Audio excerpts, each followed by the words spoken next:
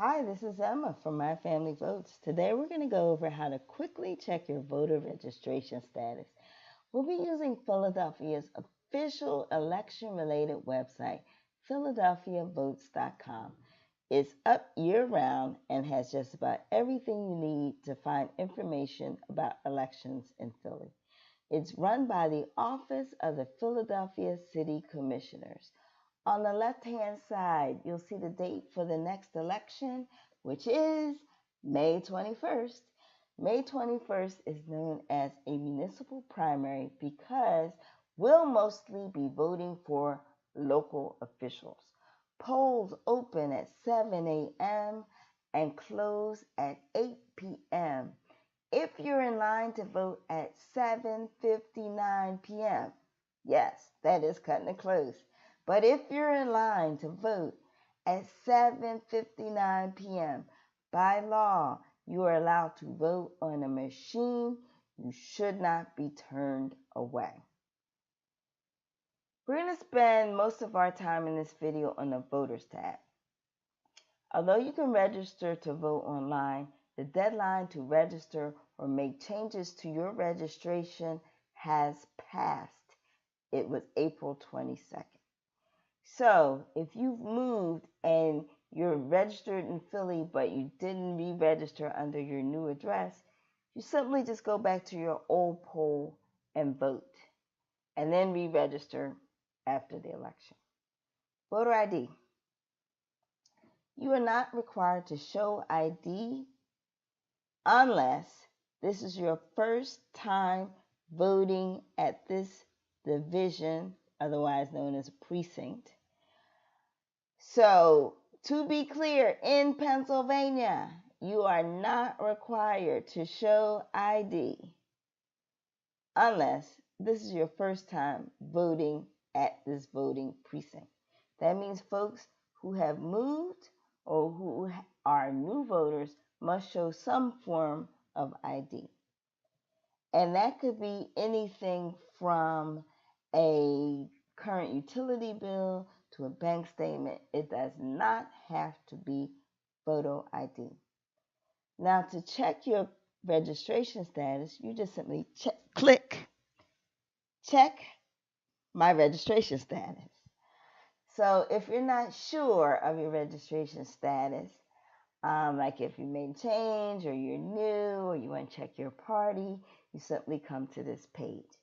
You can also call the registration office. Their number is 215-686-1590. You can call them during normal business hours. They are open on election day. So you can call on election day if you have questions about your registration. If you want to do self-service, you simply click. And this is a good page to go on if you're at the poll and there's an issue with your registration. You can pull out your smartphone and pull up this site and also confirm your registration. But if you really do have an issue at the poll, I would strongly suggest that you call the Board of Elections.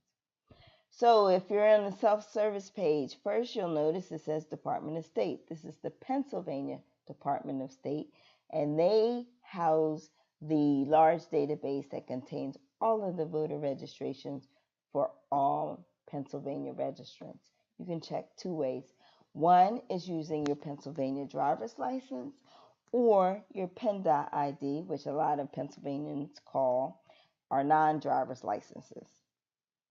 So if you select that option, you simply put in your birth date and your license number or your card number. You can also check using your name. Now, the first thing you'll notice is it's asking for a county. So Philadelphia is so big that we are our own county. So you select Philadelphia.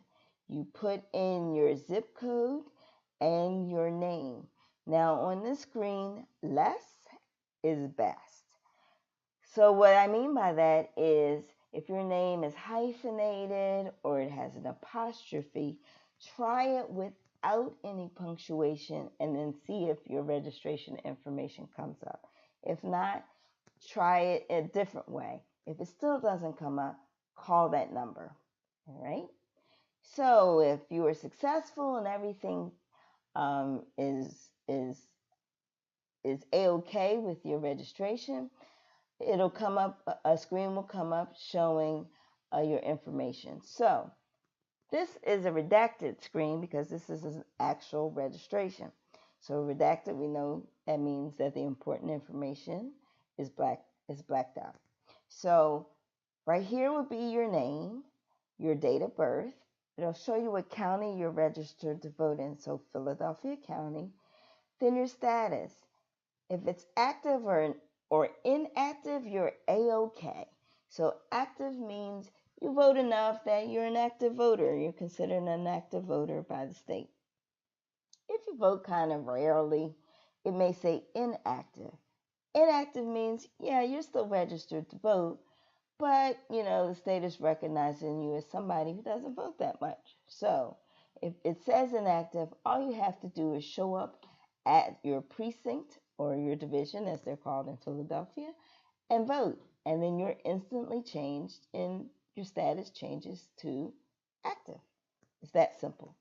Your party will show. So in Pennsylvania, and Philly, of course, is part of Pennsylvania, we have what are called closed primaries, which means only Democrats and Republicans are allowed to vote for candidates in a primary election.